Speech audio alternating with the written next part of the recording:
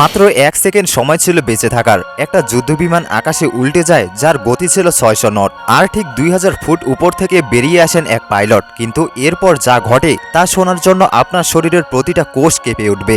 এই ভিডিওটা দেখলে আপনি বুঝতে পারবেন কি ভয়ানক আর কষ্টকর হয় একটা ফাইটার জেট থেকে ইজেকশনের মুহূর্তগুলো। আমি অপেক্ষা করেছিলাম প্রায় ২০০০ ফুট পর্যন্ত। সেখানেই আমি হ্যান্ডেল টেনেছিলাম আর আমার তখন বাঁচার জন্য সময় ছিল মাত্র ১ সেকেন্ডেরও কম। এটা হচ্ছেন লেফটেন্যান্ট কর্নেল পিট স্মিথ, একজন এয়ারফোর্স ভেটেরান যিনি ২৮ বছরের সামরিক ক্যারিয়ারে একজন যুদ্ধবিমানের পাইলট হিসেবে দায়িত্ব পালন করেছেন এবং নিজে ইজেকশন অর্থাৎ বিমান থেকে জরুরি মুহূর্তে বেরিয়ে আসার অভিজ্ঞতার মধ্য দিয়ে গেছেন। টিভি বা সিনেমায় দেখলে মনে হয় যেন যুদ্ধবিমান থেকে বেরিয়ে আসা খুবই সহজ একটা ব্যাপার, কিন্তু বাস্তবে এটি ভয়ানক, জটিল এবং বেশিরভাগ সময়ই মারাত্মক আঘাত নিয়ে আসে। প্রায় ২০% থেকে ৩০% যুদ্ধবিমান পাইলটের মেরুদণ্ডে ফ্র্যাকচার হয় ইজেকশনের কারণে। তবুও এই ইজেকশন সিট প্রযুক্তি বাঁচা আর মরার মাঝে পার্থক্য তৈরি করে দেয়। তাহলে প্রশ্ন হলো, এই প্রযুক্তিটা আসলে কাজ কিভাবে করে আর ইজেকশন মানে বাস্তবে কেমন অনুভূতি? এটা অনেক জটিল একটা প্রশ্ন। আসলে একটা যুদ্ধবিমানের মধ্যে ইজেকশন সিটটাই সবচেয়ে জটিল একটা যন্ত্র। যখন আপনি হ্যান্ডেল টানেন সেই ০ সেকেন্ডে কি হয়, প্রথমেই একটি সিগন্যাল পাঠানো হয় যা পুরো ইজেকশন প্রক্রিয়া শুরু করে দেয়। এই হ্যান্ডেলটা পাইলটের পায়ের মাঝখানে থাকে।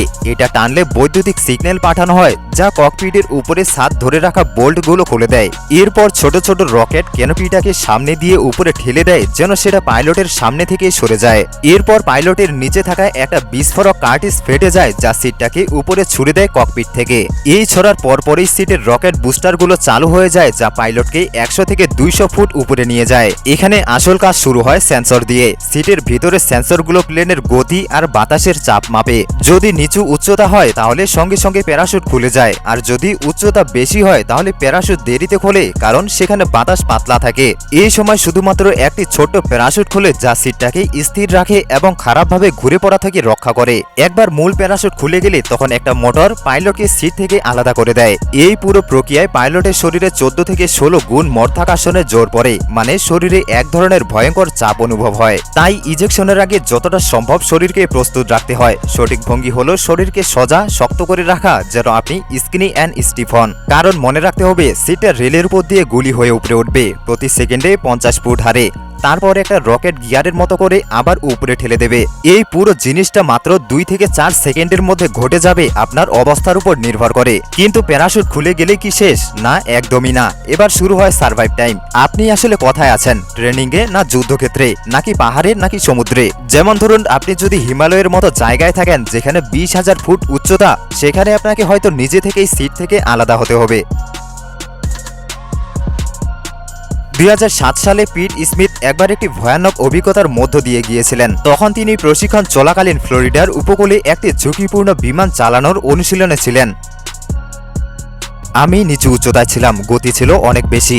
আমরা রাতে পানির উপর দিয়ে যুদ্ধের অনুশীলন করছিলাম। আমি ভুল করে প্লেনটাকেই উল্টে করে ফেলেছিলাম এবং বাইরের পরিবেশ দেখে বুঝতেই পারিনি। আমার গতি ছিল ৬০০ নট, মানে ৬৯০ মাইল প্রতি ঘন্টা। ৬০০০ ফুট পার হওয়ার পরেও তিনি চেষ্টা করেন প্লেনটাকে নিয়ন্ত্রণে আনার। আর ৬০০ নটের গতি অনেক বেশি। এমন গতিতে ইজেকশন মানেই প্রায় ৯০% মৃত্যুর সম্ভাবনা। এই গতি শরীরকে ছিঁড়ে ফেলতে পারে, গলা ভেঙে যেতে পারে, না জানা বহু কিছু হতে পারে। তবে এর জন্য পারফেক্ট গতি হলো ১৮০ নট। পিট স্মিথ বলেন, আমি অপেক্ষা করলাম ২০০০ ফুট পর্যন্ত। সেখানে হ্যান্ডেল টানলাম। আমার বাঁচার সময় ছিল ১ সেকেন্ডেরও কম। আমি বেরিয়ে আসি ৪০০ মাইল প্রতি ঘন্টা গতিতে। আমি বলবো, ইজেকশন যে কোনো গতিতে হোক না কেন, এটা ভয়ানক সহিংস। আজও আমি মনে করতে পারি আমার শরীর কিভাবে মোচড় খেয়েছিল, যেন কেউ আমাকে ডান দিকে ছুঁড়ে মেরেছিল। আমার শ্বাস বন্ধ হয়ে যাচ্ছিল। পুরো ব্যাপারটা ৯ সেকেন্ডেরও কম সময় শেষ। বুঝলাম পানিতে পড়ে গেছি। আমি তখন ছিলাম ৬০ মাইল সমুদ্রের মধ্যে। চারপাশ ছিল একেবারে অন্ধকার। নিজের হাতটাও যেন দেখতে পারছিলাম না। পরে যখন নেভির একটি হেলিকপ্টার তাকে উদ্ধার করে তখন জানা যায় তার ঘাড়ে ও পিঠে হাড় সরে গেছে, হাঁটুর ACL এবং MCL ছিঁড়ে গেছে। তবুও আজকে আধুনিক প্রযুক্তির কারণে ইজেকশনের পর বেঁচে যাওয়ার হার ৯০%। কিন্তু পিট স্মিথ বলেন, সবচেয়ে বড় বিপদ হলো দ্বিধা। আমি এখন বের হব না একটু চেষ্টা করব প্লেনটা বাঁচাতে। এই দ্বিধা অনেক সময় বিপদ ডেকে আনে।